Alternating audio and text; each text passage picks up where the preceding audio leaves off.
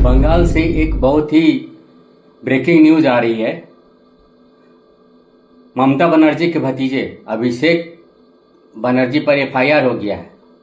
अभिषेक बनर्जी ने अमित शाह के ऊपर में चुनाव से पहले जो भाषण दिया था उसमें अभद्र भाषा का प्रयोग किया था और केवल अमित शाह को ही नहीं जनता को भी धमकाया था कि 4 तारीख के बाद तुम लोग को देख लेंगे। अमित शाह को भी धमकाया था।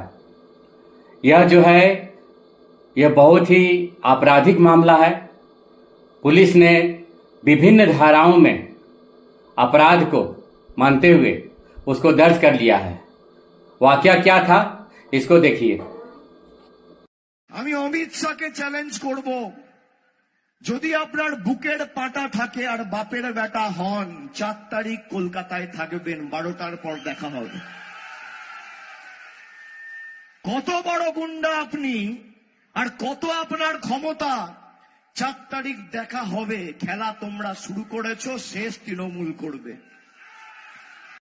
तो सोचिए, बंगाल में जो है वो जंगल राज चल रहा था, किसी का वहां पर नहीं चलता था, बस टीएमसी का मनमानी चलता था।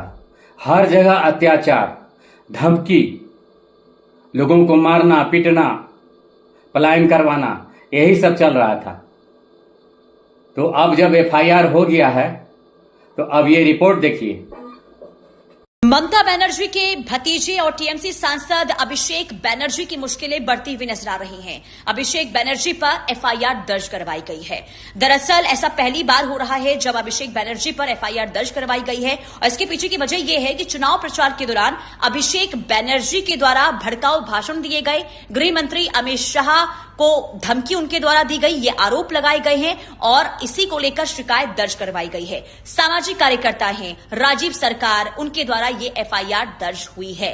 दरअसल आपको बता दें कि चुनाव प्रचार के दौरान हमने देखा था कि अभिषेक बनर्जी कई मंचों पर कई ऐसे भाषा का उनके द्वारा इस्तेमाल किया गया जिसे लेकर सियासत जबरदस्त तरीके से होती हुई नजर आई थी और अब यही आरोप लगे हैं कि अभिषेक बनर्जी ने जो भड़काऊ भाषण दिए हैं उसे लेकर सामाजिक व्यवस्था बिगड़ सकती है और इसके अलावा गृह मंत्री अमित शाह को उनके द्वारा कई मंचों से धमकाया गया था, जिसमें से ये कहा गया था कि 4 मई के बाद आप पश्चिम बंगाल आपको बता दें कि अभिषेक बनर्जी के द्वारा जहां जहां पर चुनाव प्रचार के दौरान भड़काऊ भाषण दिए गए थे उसके क्लिप भी पुलिस को सौंपे गए हैं। यानी कि इतना तो तय है कि अभिषेक बनर्जी की मुश्किलें आने वाले दिनों में बढ़ सकती हैं। अब देखना यह होगा कि आगे पुलिस इस पूरे मामले को लेकर क्या कार्रवाई करती है और कब तक अभिषेक बनर्जी को पूछताछ के लिए बुलाया जाता है।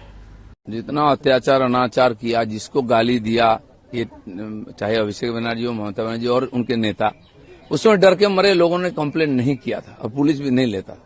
पुलिस भी तैयार है, जनता भी तैयार है, न्याय हमको दिलाना है सबको और होगा। दादा, फलता में क्या होगा? क्योंकि फलता में फिर से पुष्पा, फलता कोई बंगाल के बाहर नहीं है, कोई भारत के बाहर नहीं है।